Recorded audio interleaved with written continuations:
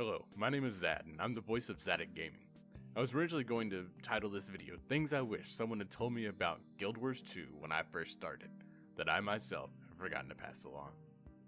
Nah, that's too long. I'll think of a better title than that. Let's start at the beginning. Character creation. This is the time to live out your fantasy as a giant human, or maybe a cat with horns, or maybe, just maybe, you want to be one of the very few tiny people. These choices are fun, and for your own aesthetic, so choose something you find pleasing or funny. Also, no, these choices during character creation will not affect your character's power, but they will affect what your first few personal story missions are about, so choose something that interests you. I would advise making up a small story for your new character to give them their own personality and make their story a little more interesting. So for me, I'd show just how unimaginative I am. I'd choose human and make my character look roughly the same as I do. I think my warrior's calling card would be his shoulders, as he would want his enemies to look in his eyes as they fall in battle. This leading me to believe he would act with ferocity, as he's a warrior and full of power and rage. For his upbringing, I like to think he was a street rat, who never met his parents, thus leading him to become a soldier to escape the life of living on the streets. For my deity, I choose Balthazar, for he is the god of war in Guild Wars 2. Now I know you've got your new shiny murder hobo, but we have a few things we need to take care of to make sure the murder train doesn't have to stop for long. First thing, after your character is made, hit escape, click options, and check AoE loot. This will save you from bumbling for the F key for the next few hundred hours, and will keep your wits so you don't have to worry about finding everybody. I'm looking at you on this Bethesda. I also go ahead and check auto loot, auto pickup, and show skill recharge.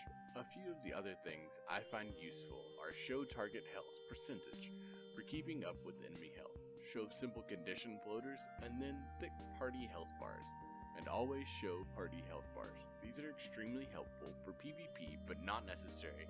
They are just things I like.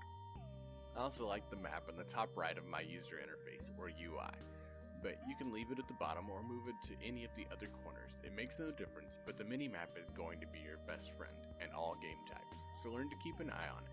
I basically end up watching it more than anything else. You'll notice I'm skipping as many cutscenes as I can, so you can watch them for yourself and have the best first experience possible. You'll notice I ran across the bridge. The doors are open, and don't be alarmed if the doors are shut for you. There's just a chain event, and you'll need to kill centaurs and wait for the doors to open. Also, just to let you know, if you start as any race besides human, you will have a different starting quest. Just read what the bullet points are carefully, and follow the big green star on your map.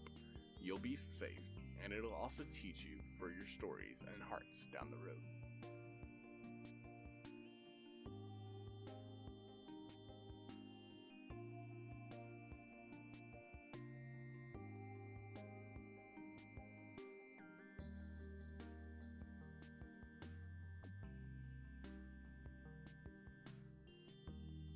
When I first made this video with the options, I forgot to talk about the quick release activation of skills. It is under the escape, options, and then go down to combat/movement.